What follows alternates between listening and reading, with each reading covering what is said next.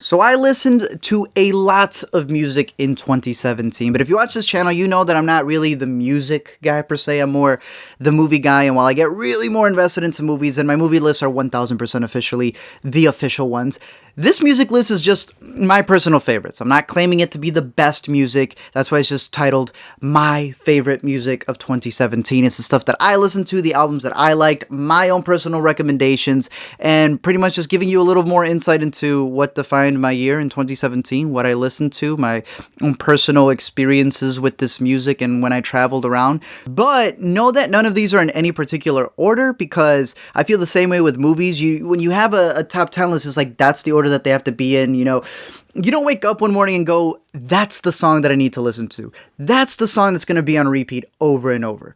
I think it varies. I think depending on the way that you're feeling, who you're hanging out with, where you are, you know, your favorite movies, your favorite albums, whatever it is, changes. It varies on depending on the emotion that you have, what you want to listen to at that point in time. But these are the top 10, not really in any order other than, of course, number 1. So I'll have a playlist down below with my favorite albums. I highly recommend you recommending me stuff, because I want to listen to new things. On top of that, I haven't listened to everything. Like I said, it's my personal favorites. But for those of you recommending Brockhampton, I got the message.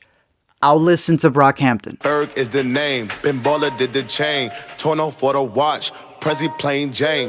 Starting off my list is the entirety of the ASAP gang. They had a bunch of albums that came out this year. I really liked Cozy Tapes 1 and 2. I definitely loved A$AP Ferg's album, Still Striving, but it pretty much in general was a whole year for rap. There was a bunch of albums like I have here. Meek Mill's album I thought was pretty good. You also had 2 Chainz had an album that was pretty good. Gucci had like 5 freaking albums that he came out with. Culture, of course, was a big one, and with there being more rap groups that are coming out, A$AP is my personal favorite, and I think each member individually does a lot of really cool stuff, but as a collective they do a lot of really cool stuff, and as they grow, it's going to be interesting to see, you know, how they take in all of the fame, the bigger fame, how they go against, not that they have to go against, but how they're going to go against other groups like Migos and Brockhampton as they grow. But for me personally, I really liked Cozy Tapes Volume 2. I liked Perrier. I liked Bahamas. I really liked Still Striving, especially. I'm not going to say that I called it before it became a single, but Plain Jane was the best one in that album, in my opinion. I was listening to it like crazy. I'm glad that they're blowing up. I hope that more people listen to them, and A$AP Rocky's got to drop an album very soon. Now, number 9, I have 2 albums, and the first one comes from a dude named Lil Peep. And there's a story behind this. When I listened to Lil Peep, he was popping out all over SoundCloud, and I listened to some stuff, and I'm sure like many of you in SoundCloud or DatPiff or whatever it is that you use, when you listen to all of these singles from underground people, like you'll hear one you like it, you don't really remember them, but you just put it in the background. I saw this guy popping out a lot, and just people bashing him. I saw him, there was like a Genius thing on him, and everyone was like, wow, another mumble rapper, this guy sucks, and I guess they were going all off of his looks, because I understood everything he was saying. Then I listened to his EP, I guess, the first part of the album that came out, and I really dug it. I thought it was interesting the way that he was fusing different melodies together, the way that it wasn't necessarily just rap, but it had a little bit more of a grunge feel to it. And then, of course, a couple more people hated on him, not just because he was assumed to be a mumble rapper, SoundCloud rapper, but he was fake deep. Then he passed away, and everyone seemed to mourn him and love him. Now, that isn't to like call out anybody or anything like that. I'm just saying that authentically, I really did enjoy his music before it became, you know, a hype train because of his death. That sucks, because I was really looking forward to a lot of the stuff they had in store. I really dug his sound. That's what got me into his music. I ended up listening to this part 1 a lot. I don't know how much of part 2 got done.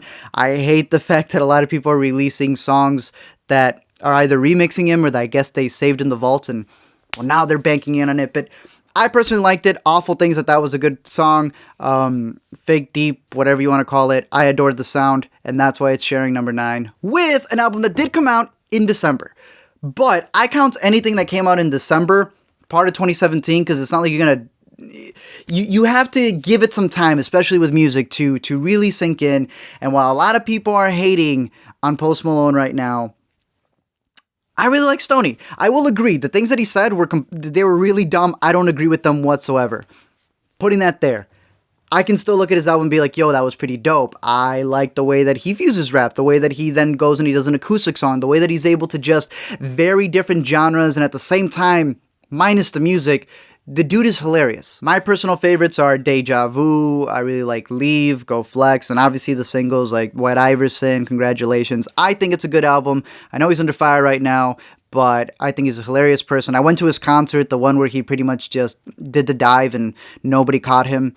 I'm just a fan of him, the way he just embraces himself in meme culture. She wants to move to California.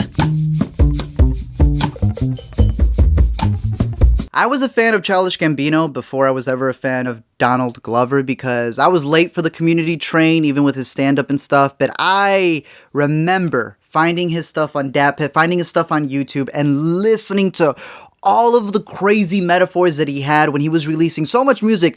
I always forget how much rap he released as Childish Gambino before doing this shift that he has where he's so called Childish Gambino. He said he was going to drop the name. He didn't.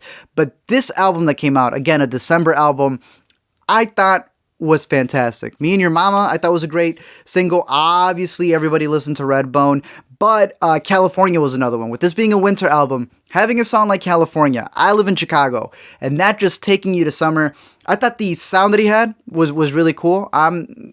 It's iffy when an artist who you adore just changes their sound and you feel kind of like betrayed, like that's not what I expected from you. But when they're staying true to themselves, when they authentically are creatively trying to do something that's not just different for the sake of being different, then I'm all for it. Some of you may not know, but I listen to a lot of rap. But I'm a huge Mumford & Sons fan. And when Mumford & Sons went from folk and it broke my heart and then just became this electronic pop, you know, I gave it some time, but I was still with it. I liked them and I like what they were trying to do. So the same thing here with Childish Gambino and as Donald Glover just, you know, growing up. It's going to be in Lion King. He's Simba. I'm a fan of him. Me and Your Mama. Listen to it on repeat in the winter. For real, for real, for real. This one he's explaining for some of you out there. I find it very interesting that everyone always hates on mumble rap, and before you comment, watch my entire list. But it's interesting that people complain about mumble rap just because they assume it's like the worst of the worst. And look, I'm not going to defend all mumble rap, but when it comes to Lil Uzi Vert, especially this album, you can think it's trash. Again, this ain't the best list, but when it comes to albums that I listen to the most, Love is Rage went from me just hating it to then me getting what he was talking about, because people say it has nothing to do with anything. It's a breakup album. Hate it, but listen to it. I really liked The Way Life Goes, and then, again, I'm not saying I'm calling it, but then that became the single before Nicki Minaj ruined it, because what she says makes absolutely no sense in it. But I've been a fan of Lil Uzi Vert. I remember listening to his mixtapes going up to Wisconsin, and then this one came out, and I was just so happened to be going to Wisconsin again. So to me, that was like he's become my Wisconsin road trip person that I listen to. I also went to Cedar Point this year, and this was the album I was listening to. I like it. I'm not going to defend it completely saying that you need to like it. I do say give it a chance. And for me, I'm not going to be embarrassed to put someone who is considered trash to a lot of people just because I'm supposed to make a fake list that other people will like. That is the album I listen to. I like The Way Life Goes. I loved Dark Queen. And I would say for those of you out there who are ashamed to put a certain artist on your list, don't be, dude. But back in the day, my iPod went from like Eminem to freaking High School Musical soundtrack to, I don't know, Bob Dylan. Just listen to what you want to. This is one of my favorites. Yeah. Paramore as a band is extremely dope. Every time I listen to them, it takes me back to high school, especially her voice. But Hard Times was a single that I was listening to on the way to school, and I was like, this is a pretty good song. And then all of a sudden, I became like super addicted to that song, the music video, all of it. I thought it was super catchy. I was going to film classes, wasn't even going through Hard Times, but it just got engraved into my head. And then the album came out, and I listened to a lot of rap. Paramore and a couple albums that are coming up were like the other ones whenever I just wanted to take a break from rap, wanted to listen to something more poppy. They're my go-tos. Like I said, been listening to them since high school. Really like them a lot. Hard Times, Fake Happy, and I can't think of the other one that I really enjoy. But Paramore, if you didn't listen to this album, give it a shot. Kings of Leon is that one band that makes me want to go, wear my flannel, grow that hipster beard mustache thing, get my micro brew IPA, and then just go hit the indie clubs downtown in Hipsterville. If you don't know, in Chicago, we have 101.1, which is like the alternative station. That is the one of two stations that I listen to. It's between that and then 92.3, which is the hip hop station. The better hip-hop station in my opinion. And whenever I'm listening to 101.1, they're the band that I'm looking most forward to. Lumineers would be another one. I also love the album Cleopatra. That is not a 2017 album. It came out in 2016, but I just slipped it in there. Favorite track from Walls would be Find Me. That's like my personal favorite. It's only like 10 tracks long, I believe, so like literally all of it is fantastic. There's like this Western one that sounds really cool. The single that came from it, but again, if I'm giving you one single, Find Me. Listen to Find Me because that was the one that I had on repeat the most. I used to feel so devastated. Joey Badass does like his last name, and All Amerikkkan Badass was a really, really good album.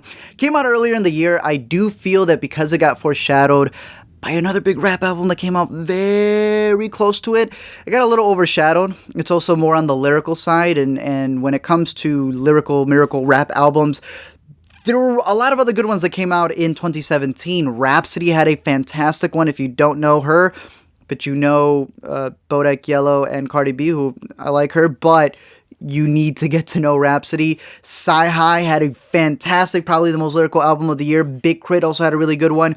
But for me, the one that had one of the biggest messages, the one that I really adored, was this one by Joey. For My People is hands down my favorite one from the album, but again, it varies. I like the single Devastated. I like the opening track. I like the one that he even has with J. Cole, because it didn't put me to sleep. The album as a whole, I think, is just fantastic, and the message that he's trying to say, for some people, would be a little heavy-handed.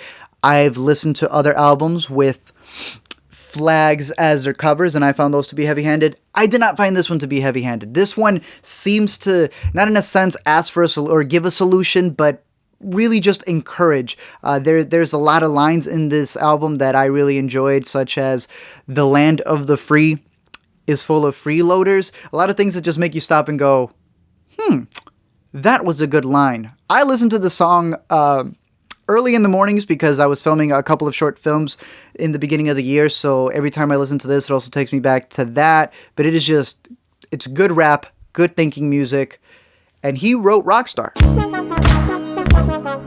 Funkways Volume 1. Forget what Taylor Swift told you. The man can make it on his own, and Funkways Volume 1, I've never been the biggest fan of Calvin Harris. I enjoy his music, it's catchy. I love the people who we got for this one.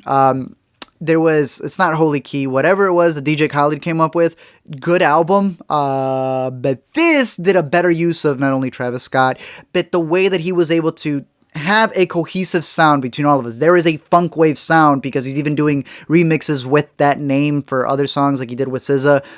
This one was the anthems for my California trip when I went to California. I loved it. The Schoolboy Q song that, if you know Schoolboy Q, he's like the one rapper who I'm pretty sure is still killing people. But the house song, it's not a house song, the party song that he had on this album was fantastic. The Travis Scott song, Prayers Up, was fantastic. My personal favorite, because I'm a big Khalid fan, would have been the Khalid song, but just the way he's able to bring in all of the different artists and get the best out of them was fantastic. There's really only one song or two songs that I don't like, the Nicki Minaj one and the one where Lil Yachty talks about pepperoni face because of pimples. Those songs aren't good. The rest of the album is, give it a listen. It's fantastic. So you're still thinking of me, just like I know you should. Like I said, I really like Khalid. I went to go see him in concert. Khalid was this album specifically, American Teen, was the album I would listen to whenever I was in the car, and I just wanted something simple to vibe to. I did listen to a couple albums later on, like Sampha. He's got a really good, nice vibing, music that he makes. His is just a little too deep and will make you cry like a minute into it, but American Teen I thought was fantastic. It perfectly encapsulates what it is to be an American teen. I think his voice is really good. I really like the track Saving. I really, really like Young, Dumb, and Broke, and I'm surprised that didn't blow up. I know more people know about it now, but it's I guess I was wrong. I can't predict all the singles. However, I listen to American Teen so much that it's my, I guess if I'm looking here, again, the numbers don't really matter to me, but this is like top 3, and I highly recommend it. I'm rooting for him in the Oscars. Give him a listen.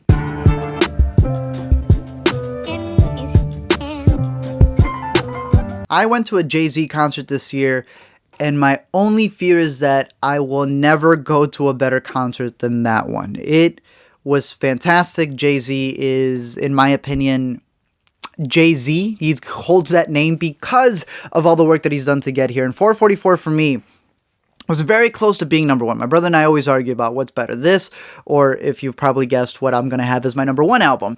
This album was great. It's one of those albums where at the point of his career where Jay-Z is, where everyone knows that the music is not, making rap. He's a businessman. He knows how to do business.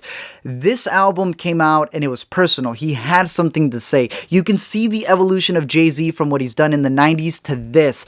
And to me, it was an album in where he was speaking from the heart. His whole tour was one where he was speaking from the heart, with songs like Story of OJ, my personal favorite being Moonlight, not so much because I was listening to it all the time, but because when I saw that video, and if you haven't seen the video for Moonlight, and it shares similar themes to Story of OJ, it's art. It's freaking fantastic. Some people argue that, he did all this for a stunt, the cheating on Beyonce, which, first of all, if he didn't cheat on Beyonce, he wouldn't have had 444.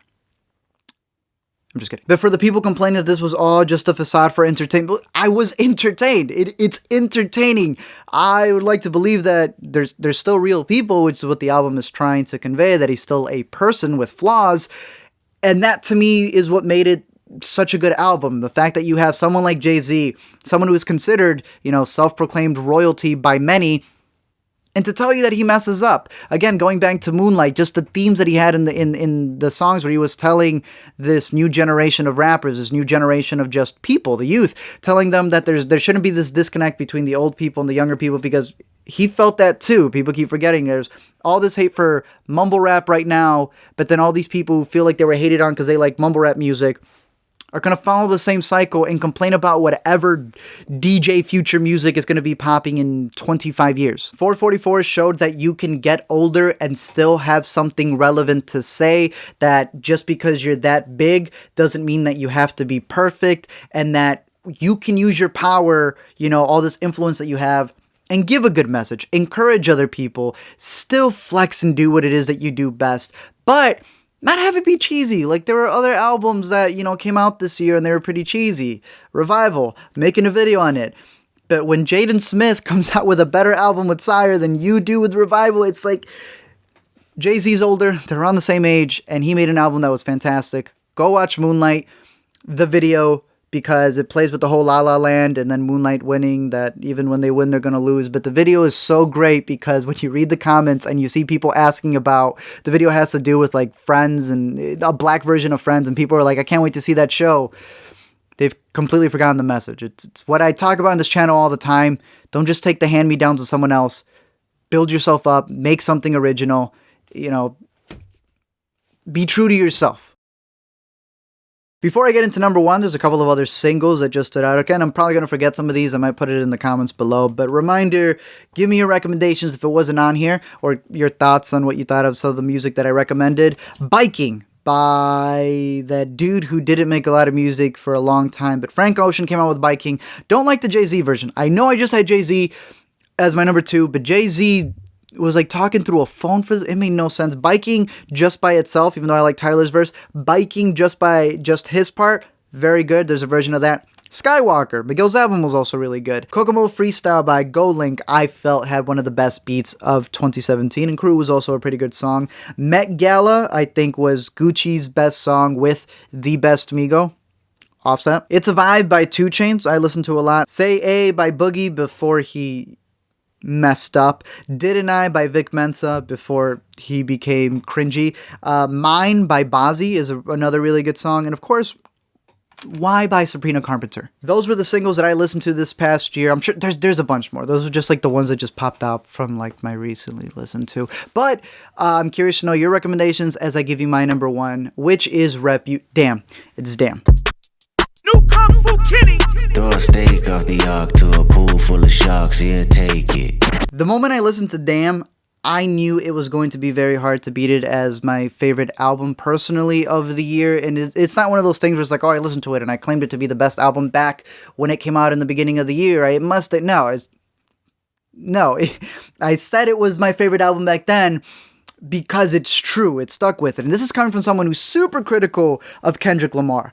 I'm not a fan of his little Toy Story Martian alien voice that he does, but I have been a huge fan since OD and especially Section 80. That is what I listened to my freshman year of college.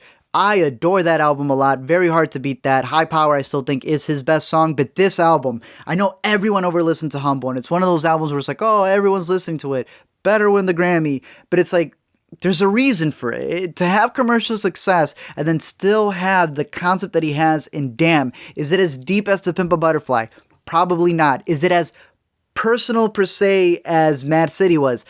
No, but it is obviously the most approachable one, and even what could be considered for big Kendrick stans good is great compared to everybody else. I personally adored this album. I was following everything. I'm still expecting that second album to come out, but playing it in reverse, playing it forward, just playing it on shuffle, whatever it is, it's some fantastic music. DNA to me is the best. I think it's better than Humble. I think it's got the better beat. I think the way he goes into it is just fantastic. But XXX and Fear will probably be the other two songs that I listen to the most. I don't want to explain it. I just want you guys to go listen to the album. Maybe I'll make a video on Damn. Maybe I'll make a video on Kendrick. Just listen to Damn. Either way, thank you guys for watching the entirety of this video. I truly believe that, we all listen to music, but I think I've been listening to music in a certain way because I'm in such a higher power. When you go on a vacation and you're hanging out with your friends, come up with anthems. I said this in my Call Me By Your Name video.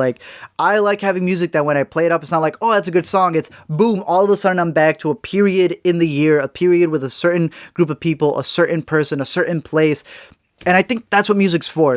As someone who loves music scores, someone who loves movies, I think they go hand in hand. And I think music can, like nothing else, can really call you back, bring back memories, put you in a certain place. And to me, these were the albums that did that this past year. However, I'm curious for some recommendations. I'm curious to see what this upcoming year brings. And until then, keep listening to music, but don't listen to Russ. Yesterday I got a call from my dog 101. Said they killed his only son because of insufficient funds. Thank you guys for checking out this video. Like I said, with this whole week's worth of videos, with these top lists, I've been trying to, at the end of them, give you my recommendations of the YouTubers who I listen to the most this past year. And since this one had to do with music, I got two for you. One is Noisy Images. Go listen to this dude. He's got some crazy breakdowns. Does he love Kanye West a bit too much? Yeah, so do I. But he's got one on Chance the Rapper that is fantastic. I think you should just go check out all of what he has. He's expanding a lot now, so get him right now before he blows up and has 1 million subscribers. But also go check out Thought. He is another guy, not Thought as in, that one phrase, but Thought as in he's got a thought. He does some really cool explained videos. Go check out that dude. He's going to blow up soon as well. But they both just cover music in a fantastic sense. Go show him your support, because I dig them.